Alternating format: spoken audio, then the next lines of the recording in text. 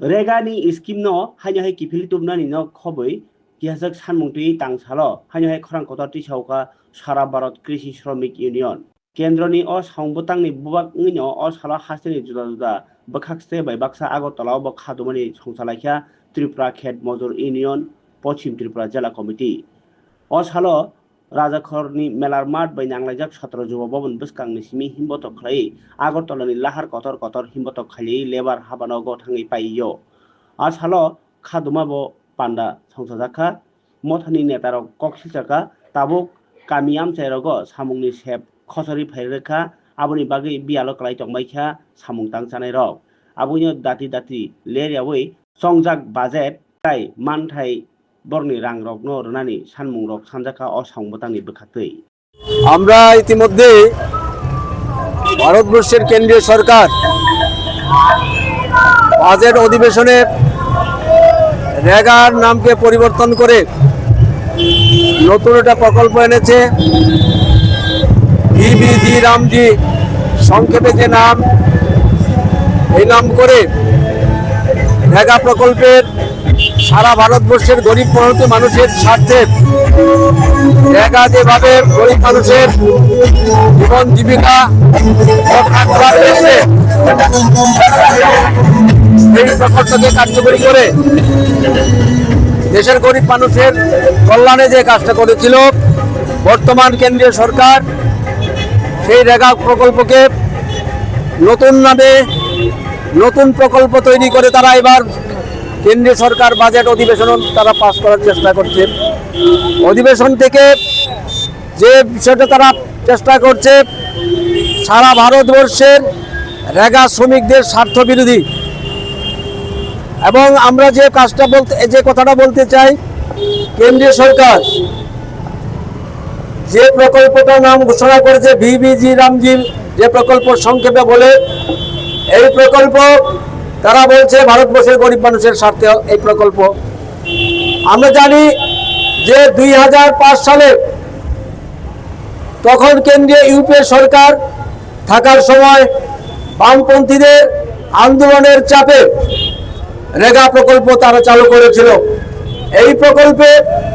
কেন্দ্রীয় সরকারের যে কর্মসূচি এই কর্মসূচিতে হচ্ছে এরকম এই রেগা কাজের জন্য কেন্দ্রীয় সরকার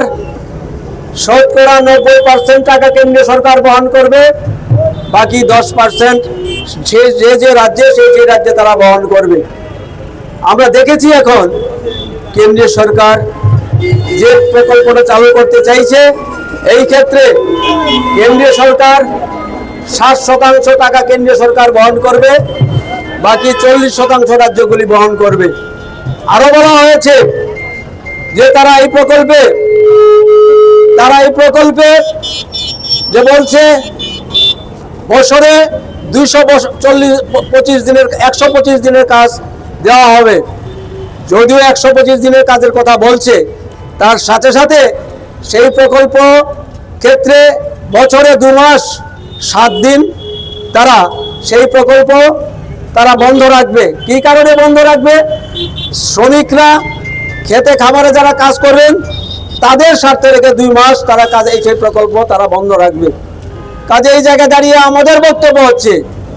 যে কেন্দ্রীয় সরকারের যে আইন এই আইনে তারা বলছে যে রাজ্যগুলি 40% টাকা বহন করবে